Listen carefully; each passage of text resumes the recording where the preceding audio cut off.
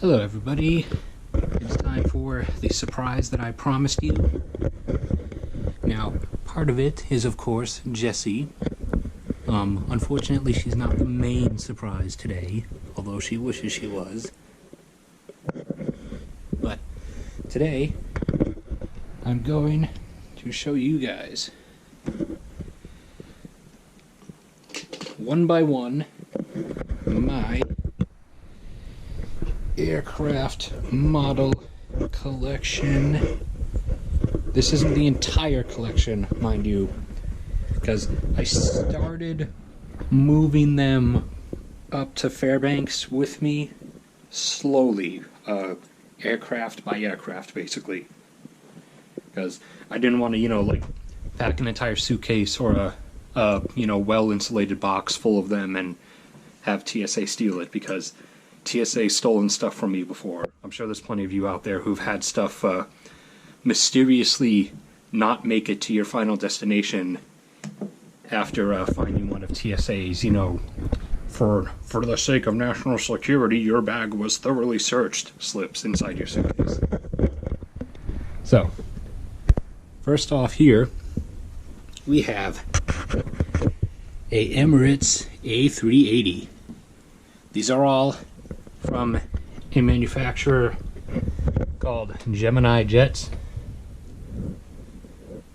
Most of these are a 1:400 scale, and they are not plastic. They are die-cast metal, and they are extremely detailed. Now, let me try to get the light just right. I can't really see how good it's letting you. You might be able to see the individual fan blades in there. I hope you can see. Yeah, they have the individual fan blades, and the wheels here. You can see the wheels are kind of hanging up like that. So they it's not all just like everything's rigid hard and stuck out. Stuff moves, or like the wheels hang, and stuff like that. And they have they even have like the details and everything written on the exit doors.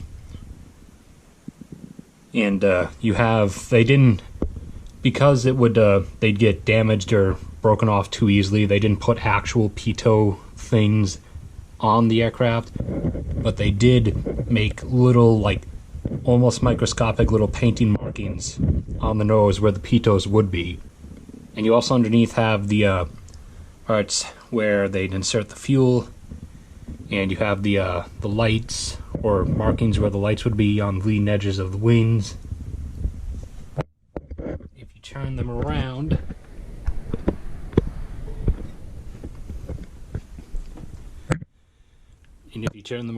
there, try to get the light just right. I don't think I'm going to be able to.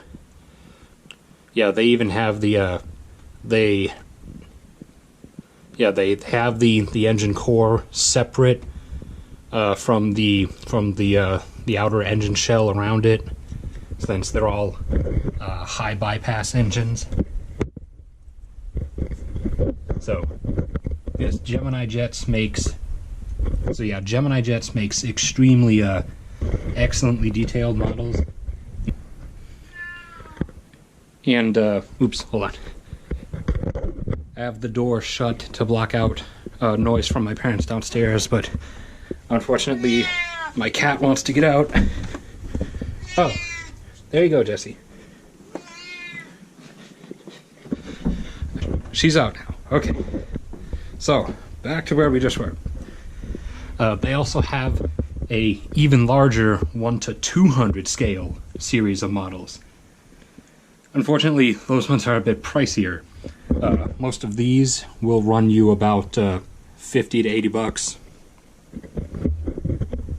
The 1:200 scales, because they're larger and much more detailed, and all the individual parts and everything are actual parts. They're everything on here that they just represented with like markings and paintings is an actual part, most of which are movable and everything. So the 1:200 scale models, unfortunately, are going to run you usually like 90 to 200 and something. But if you are a total aviation nerd, then you should definitely consider them.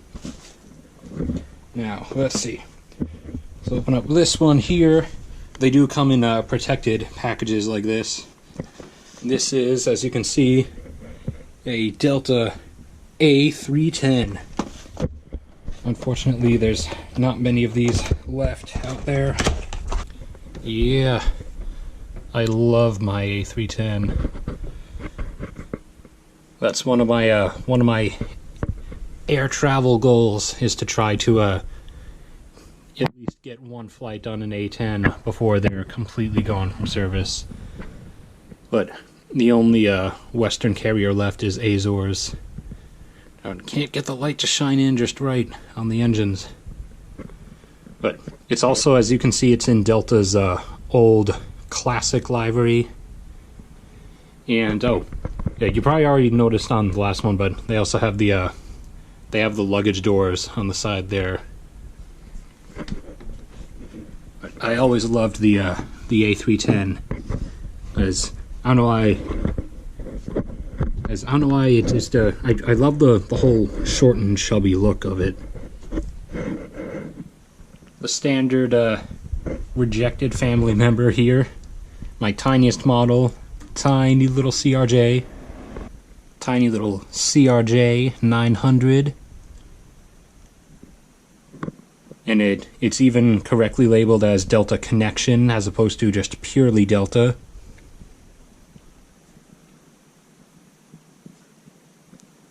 And they even have the directional markings on the wings coming out of the overwing exits, and those short little rear-mounted engines back there that do not look like they should be able to push anything. Now, this is possibly my rarest item, a aircraft that was truly amazing. A lot of people loved it, including me. It was my favorite tri-engine aircraft. However, it never took off, and it also never recovered. I have a Lockheed Tristar, the L1011. I loved it because it was so unique, because it had that internalized engine and the S duct, as opposed to just a tail-mounted engine like all the other tri-engine ones. And it is what is now referred to as Saudia. Back in the day, it was actually referred to as Saudi Arabian Airlines. Now they just call themselves Saudia. But oh, and it even has its designation marking under there. Yeah, look at that. Look at that glimmering in the sunlight. That magnificent die-cast metal. This ain't no plastic, people. And my favorite aircraft of all, I prefer it with Lufthansa as opposed to Thai Airways, but we have the A340-600. Now, anyone who has been around this channel for basically any few seconds of time knows that the A340 here is my favorite aircraft. It's long, it's too long for its wingspan, and it's a 4 fat engine aircraft as opposed to just a 4-engine aircraft. Let's see, we got our wing markings coming out of the overwing exits. Let's flip it over. Got its designation. We have, wow, I just realized that the wheels are missing from that middle landing gear on this one too. Mom and Dad, what were you guys doing to these things? Were you guys like juggling with these while I was away? You have the You have the markings for the lights on the wing's inside edge. You have some writing there. I can't read it. I can't read it right this second, or at least while trying to also hold the camera near it. The camera's not, the GoPro's not doing any macro focus when I get close to it. So I would love to get a Lufthansa version of this, obviously. However, for the moment, this is my A340-600.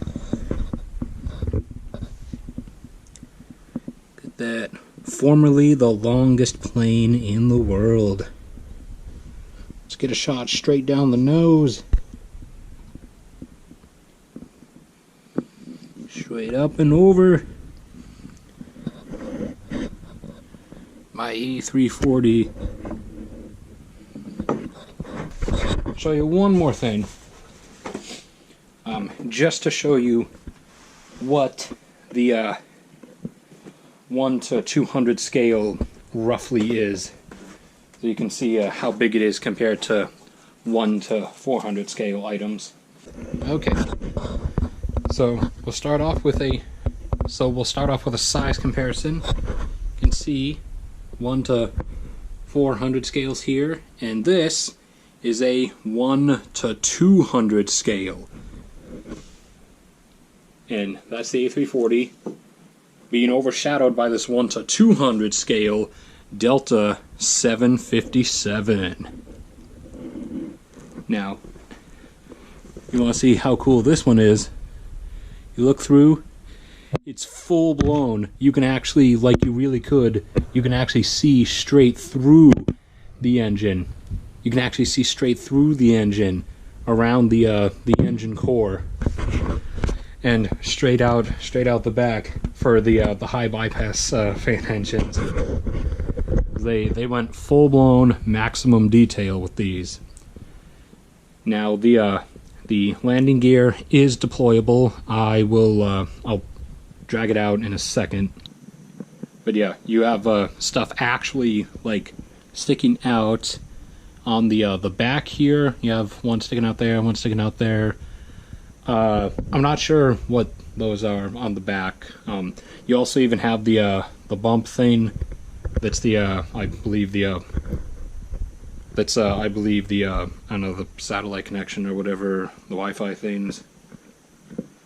Now, the only downside is, unfortunately, you can't open up like the cargo bay or anything.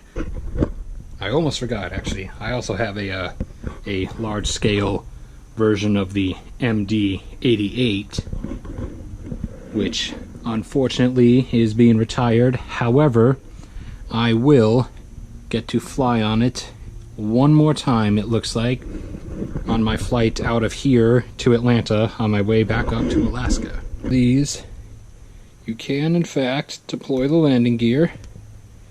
Get that out. These ones are a bit more difficult, I think. Hold on.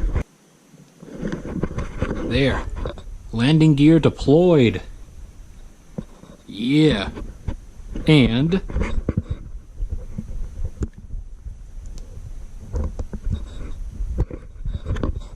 landing gear retracted. That's the benefit of the 1 to 200 scale. Is they have all the full intricacies and everything that you can mess around with. That's it for today.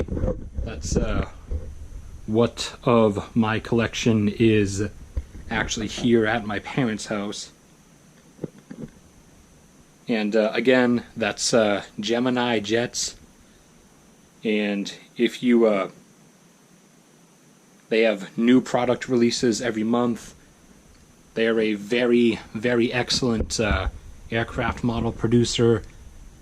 However, again, if you want to collect, like excellently made, high detail, non-plastic models, be prepared to drop some cash.